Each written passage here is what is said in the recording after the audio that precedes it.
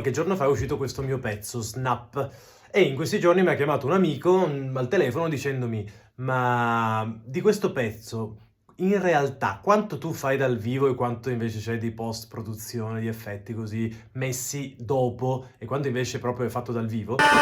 E l'altra sera a cena mio papà addirittura salta fuori dicendo, convinto che io avessi fatto, prima scritto il pezzo, diciamo, in the box, in computer, e poi avessi a parte registrato il video e fatto un playback gestuale di cose che potessero più o meno corrispondere ai suoni sentiti nel video. Allora, in realtà questo pezzo è 100% fatto in live electronics, quindi elettronica dal vivo.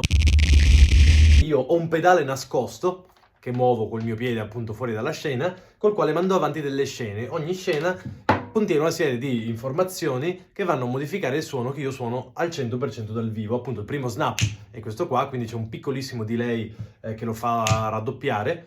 La scena successiva, che io adesso mando avanti da tastiera, ma che posso mandare avanti anche premendo il pedale, è una risposta del delay, quindi se io chiaramente ci metto un altro suono tipo risponde diversamente, oppure ancora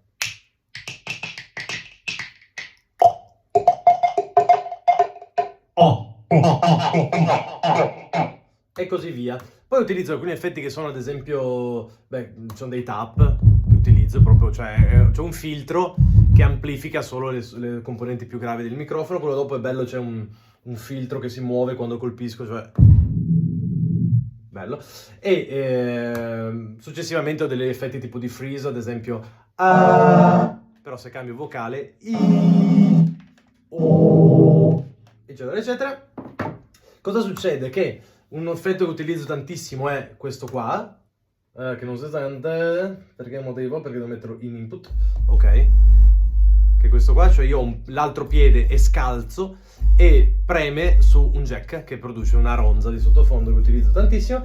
E poi c'è l'ukulele, ovviamente, che col quale faccio una serie anche qua di effetti freeze, cose di questo tipo ad esempio, sì, che ad esempio se però non mando la scena non si sente niente, perché non si sta mandando.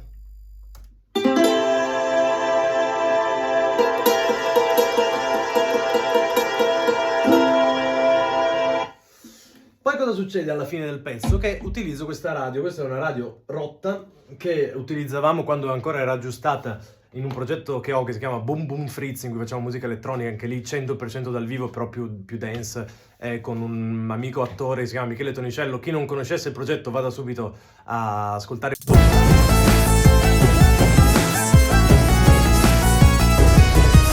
Boom Boom Fritz scritto con la U, e poi linkerò anche questo sul video.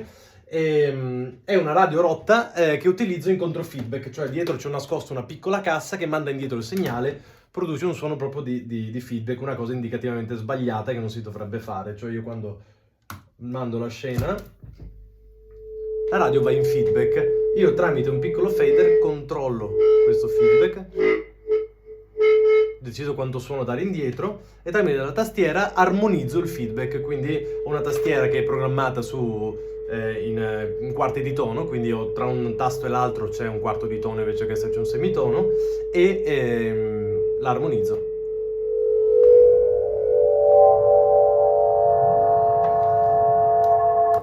Molto semplicemente. Utilizzo come software Ableton Live con grandi implementazioni di Max, Max for Live, Max MSP, e questo è tutto. Ciao!